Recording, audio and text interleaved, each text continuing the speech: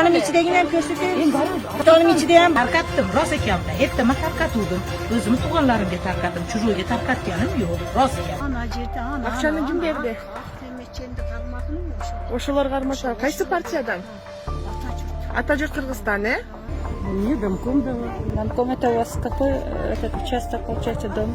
Я не знаю, какой у нас. Массалык мыйзам бузуу орун алганын жүйө келтирип, Борбордук шайлоо комиссиясы 11-майдагы жыйынында Ош шаардык кеңешинде өткөн 27 шайлоо тилкесиндеги добуштун жыйынтыгын жараксыз деп тапты. Мындан улам БШКнын төрайымы Нуржан Шайылдабекова президент Садыр Жапаровдон шайлоону кайра өткөрүүнү өтүндү. Ал өнөктүк маалында кызмат адамдары добуш берүү процессине кийлигишкенин, административдик ресурстун колдонулганын, добуш берүү күнү бир даректен көп сандаган адамдардын добуш бергени, үгүт маалында жана добуш берүү учурунда мыйзам бузуулары аныкталганын билдирди. Признать недействительными итоги голосования на избирательных участках, 27 избирательных участках, на выборах депутатов Ошского городского кеңеша.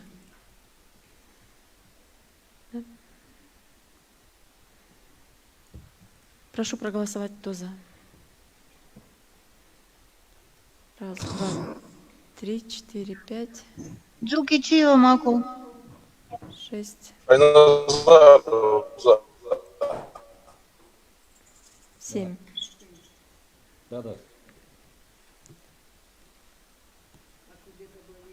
Да, он сказал. Да, Аблубек Аблубекович, вы сказали, да?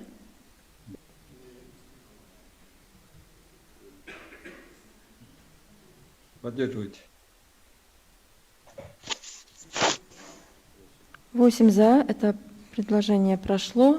Добуштун жыйынтыгын жараксыз деп тапкан БШКнын токтомуна ылайык добушту жокко чыгарууга шарт түзгөн талапкерлер кийинки жарышка катыша албайт жана Ош аймактык шайлоо комиссиясынын жоопкерчилиги каралат. Буга Ош шаарынын вице-мэри Жасур Азимов боюнча аймактык шайлоо комиссиясынын чечими мисал. Белгилүү болгондой 11-апрелдеги шайлоодо Ош шаардык кеңешке жалпы 9 партия ат салышып, андагы Ата журтум Кыргызстан, Улуттар биримдиги, Ынтымак жана Ыйман нуру саясий партиялары утуп чыккан. Ош шаарында жалпы 78 шайлоо тилкеси болсо, анын 58 тилкесине ар кандай мыйзам бузуулары боюнча 170 арыз келип түшкөн. Мындан сырткары Общее дело коомдук фонду, Клуб медиа басылмасы жана жарандар тарабынан добуш берген күнү бир нече мыйзам бузуу фактылары орун алып жатканы социалдык түйүндөргө байма-бай жарыяланган. Ал эми Борбордук шайлоо комиссиясынын төрайымынын орун басары Абдыжапар Бекматовдун бүгүн берген маалыматы боюнча учурда шайлоого байланыштуу жалпысынан 4 иш соттун кароосуна өтүп, сотко чейинки өндүрүштө бир нече иш каралууда. Ал жерде жарышка катышкан саясий партиялар жана талапкерлер бар. Бардыңыздарга маалым болсо керек, белгиленген маска менен жүргөндөр дагы,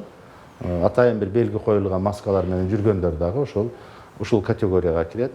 Мындан сырткары айрым бир домкомдор, кварталдык комитеттин төрагалары, анан ЖКХнын жетекчиси дагы ошол шайлоо комиссиянын иштерине кийлигишип, домкомдор ошо ачыктан ачык эле шайлоочулардын тизмелерин көтөрүп алып, ушу келген шайлоочуларды белгилеп жүргөндүктөрү дагы аныкталды. Мындан сырткары ошол домкомдордун, кварталдык комитеттердин башчылары менен ушу интервью алганда алар жашырбай эле, ачык эле биз ушундай шайлоочуларды белгилеп жүрөбүз, алардын катышуусун камсыз кылып атабыз деген көрсөтмөлөрдү берди. Ушундай негизинен ушундай бир багытта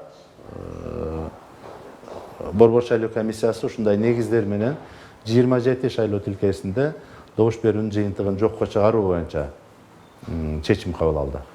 Мыйзам боюнча шайлоонун жыйынтыгы жокко чыгарылган учурда кайра шайлоо күнү 3-төн 1-ге кыскартылат. Анда жергиликтүү кеңеште шайлоо күнү 2 айга созулуп 60 күн деп эсептелсе, кайра шайлоодо ал 20 күнгө кыскартылат. Президент Садыр Жапаров шайлоо күнүн кайра өткөрүү боюнча чечим чыгаргандан кийин ал 40 күндөн кечиктирилбеген мөөнөттө өтүшү керек. Буга чейин 2-3 талапкерди билебиз. Жана мен вице-мэр болуп жүргөн Азимовду дагы бир эки талапкерлерди аймактык шайлоо комиссиясы эле добуш берүү күнү, добуш берүүдөн бир күн мурда ушул кийлигишкендиги үчүн 15-21 апрелдерде аймактык шайлоо комиссиясы чечим кабыл алып, ушундай кийлигишкендиги үчүн деп ал талапкерлердин талапкер катталуусун жокко чыгаруу боюнча чечим кабыл алган. Алар биринчи тиги кийинкиге катышпас турган биринчи талапкерлер болуп эсептелет. Тырмакчада андан кийин азыр эгерде ошол жана сатып алууга, административ ресурсту колдонууга шайлоо комиссияларынын ишине тоскоолдук кылган талапкерлер эми сот аркылуу укук коргоо органдарынын корутундусу менен эгерде аныкталган болсо, аларды дагы ушундай мындан кийинки жаңы дайындалган шайлоого катыштырбоо боюнча мыйзамда ушундай нормалар каралган. Ал эми саясий партиялар боюнча аларды кийинки дайындалган шайлоого катыштырбоо боюнча норма жок. Буга чейин Токмок шаардык кеңештеги добуш берүү да жокко чыгарылган. Анда бир даректен 40-50дөн ашык жаран добуш бергени аныкталган. Ошол эле учурда Реформа, Социал-демократ, Республика жана Ыйман Нуро саясий партиялары да Бишкек шаардык кеңешке шайлоону кайра өткөрүү боюнча президентке кайрылышкан. Ага чейин шайлоодон жеңген Ак Бата партиясынын лидери Нариман Түлеев мандат алуудан баш тартып, Эмгек партиясы өнөктүк маалында ири мыйзам бузганын айтып, партияны жарыштан четтетүүнү талап кылган. Бул чечимди башка саясий партиянын лидерлери да колдоорун билдиришип, буга партияга байланыштуу ачыкталып жаткан видео материалдарды жүйө келтиришкен. Ал эми Бишкек шаардык кеңештин шайлоосунда Эмгек, Ак Бата, Кыргызстан элдик демократиялык партиясы, Ата журтум Кыргызстан, Ынтымак, Биздин эл саясий партиялары 9% босогодон өткөн. Кийин Бишкек аймактык шайлоо комиссиясы КДПны добуш сатып алуу фактысына байланыштуу жарыштан четтеткен. Ал эми Бишкек шаарында дагы азыр бүгүнкү күнгө чейин баягы мындай официалдуу жарыялаган көрсөткүчтөн башка расмий мандаттардан баш тартуу боюнча саясий партиянын чечими келген жок. Бизге жеткен бул аймактык шайлоо комиссиясына түшөт. Аймактык шайлоо комиссиясын кечээ эле биз сүйлөшкөнбүз. Кечээ күнгө чейин андай бир саясий партиялар тарабынан кайрылуу болгон эмес. Учурда 25 шаардык жана 418 айылдык кеңештин шайлоосунун жыйынтыгы расмий жарыяланды. Ошол эле учурда арыз доомат көп болгондуктан Бишкек шаардык кеңешиндеги добуш берүүнүн жыйынтыгы мыйзамда көрсөтүлгөн убакыттан кечигүүдө. Муну Бишкек аймактык шайлоо комиссиясы шайлоодон четтетилген Кыргызстан элдик демократиялык партиясы боюнча соттун чечимин күтүп, талапкер партияларга байланыштуу тергөө материалдары каралып жатканы менен түшүндүрүп, расмий жыйынтык 14-майда жарыяланарын билдирди. Бул учурда Реформа партиясынын лидери Клара Соронкулова Боршайкомдун соңку аракетин кубаттап, буга укук коргоо органдары арыздарды тез арада иликтеп, шайлоонун жыйынтыгын жокко чыгарууга негиз түзүп берди деген пикирин билдирди. Аракеттерин мен колдоп кетет элем. Мисалы Токмок шаарын ала турган болсок, ал жерде 30%, 31% добуштар ошентип ар жактан ар кандай даректерге катталган шайлоочулардын добуштары экен. Ошон үчүн шайлоо болду, шайлоонун жыйынтыгы деп, шайлоонун жыйынтыгы туура деп биз айта албайбыз. Ошон үчүн шайлоо жокко чыгарылсын деп чечим чыгарды. Эми Ош шаарында деле ошондой көйгөйлөр болуп атат. Ал жерде көбүнчө баягы подкуп, административдик ресурс болуп атат да. Анан укук коргоо органдарында айтып кетиш керек. Бул жерде Борбордук шайлоо комиссиясы дайыма эле укук коргоо органдарына шилтеп койчу да, эми ушулар текшерип бериш керек эле депчи.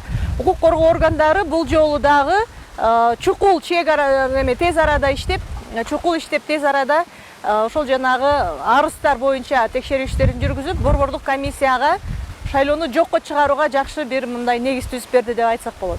Ошондой эле жергиликтүү бийлик шайлоого буга чейин эле кийлигишип келгенин. Буга мисал Бишкек шаардык кеңештеги шайлоодо депутаттар шаардык бюджетти өзүнүн кызыкчылыгына колдонгону укук коргоо органдары тарабынан аныкталганын кошумчалады. Шайлоонун алгачкы жыйынтыгы белгилүү болгондон тарта өтпөй калган партиялар шайлоо таза өтпөгөнүн айтып келишет. Мындан улам өлкөдөгү саясат талдоочулар шайлоо демократиялык принциптердин бири болгондуктан ал таза жана адилеттүү өтүүсү шарт экенин, эгер андай болбосо бийлик муну жөнгө салуусу керектигин айтып келишет. Буга улай саясат талдоочу Айбек Теңизбаев Боршайкомдун Ош жана Токмок шаарындагы шайлоонун жокко чыгарган чечимин кубаттаарын билдирип, мындай учур Бишкекте да болгонун, муну жарыштан уткан партиялар моюндап жатканына токтолду. Менин оюмча дагы биринчи жолу кайталанып жатат. Негизи мындай кадам, ушундай чоң бир борбордук чоң шаарда шайлоо жыйынтыгын жокко чыгаргандыгы. Бул өзүңүз белгилегендей келе жаткан шайлоого бийликтин жана ошол өкүл катары Боршайкомдун бир шайлоо процессине адилеттүү карай тургандыгы боюнча бирден бир сигнал, бирден бир мисал деген ойдомун.